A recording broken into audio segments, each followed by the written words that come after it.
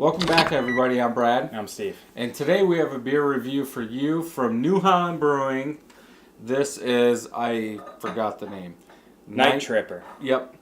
So, this is a beer that has made it pretty far. Yeah, pretty far in our 2017 beer bracket challenge, if that's what you want to call it. But it did lose. So, we wanted to give it respect by doing a full review because, as Steve has said in the other videos, last year we felt like just because we took a beer out, it didn't mean it was bad. No. It just meant it came up against something that was better. Yeah. Yep. Absolutely. So do we know what the IBUs are on this one? Yeah, it's in the 40s, and then also the alcohol percentage is high on this. It's 11.5. Yes, it is 11.5. And I think that's some of the problems that we ran up against. Is it's a good beer when you leave it by its own, but when you start comparing it to other stouts, it may not measure up. Right.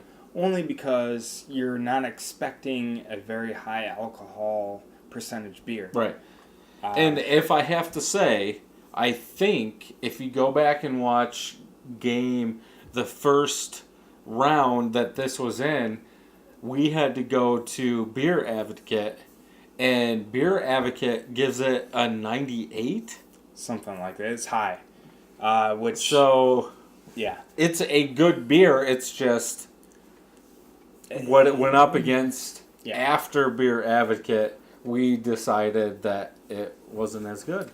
Right, and that's the challenge we've had is that do you balance a high alcohol beer with plums and raisins and dark fruits versus a malty beer with chocolate and coffee and whatnot. Yep. And I think the reason this beer shined a lot too was because we didn't have a lot of those coffee chocolate beers. They said it, but it wasn't. Right. It wasn't in the beer. Yeah. So here we go. Still a good beer. Yeah.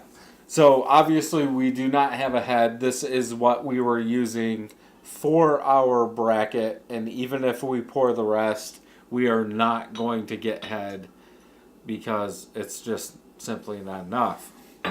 But I would say it's a tannish head. Yeah. The color is dark. You might get some hue of amber around it, but for the most part, not a lot. Smell? See, that's where you get the plum. You get everything they talk about. The dark chocolate. I get plum, maybe dark fruit, like dark cherry, stuff like that. Maybe a hint of chocolate, but most I get is alcohol. Yeah, there is a high percentage there. So taste.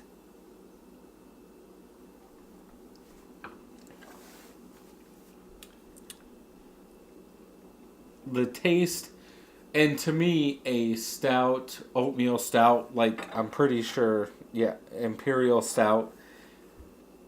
I think this beer needs to be thicker. I think it's on the lighter side, but it does have the alcohol, if anything, like bourbony, dark fruit characteristic, but I think it needs to be thicker. Might be harder. Almost like an oatmeal imperial stout or something like that. Yeah, I think I'll agree a little bit.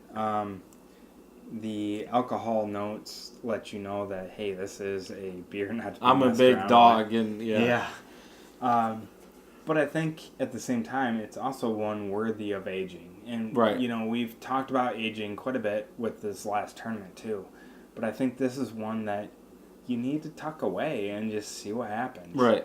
And maybe the alcohol notes settle down and the chocolate kind of comes up. But you can't tell. Yeah. So what would you give this one out of 5? I'm going to go 3. Yeah. I agree. I think it's a 3 right now. But also, I do think over time it would benefit it to age and drop that alcohol, because to me, I'm not a big alcohol liquor type person. So Yeah, I want to no, I see agree. that low. But yeah, I think with time, this could be a very good beer. Yeah, I agree. Cool. So that'll wrap up this review. Until next time, I'm Brad. I'm Steve. Happy brewing. See you next time. Thank you for watching this video. Thumbs up if you liked it, thumbs down if you didn't.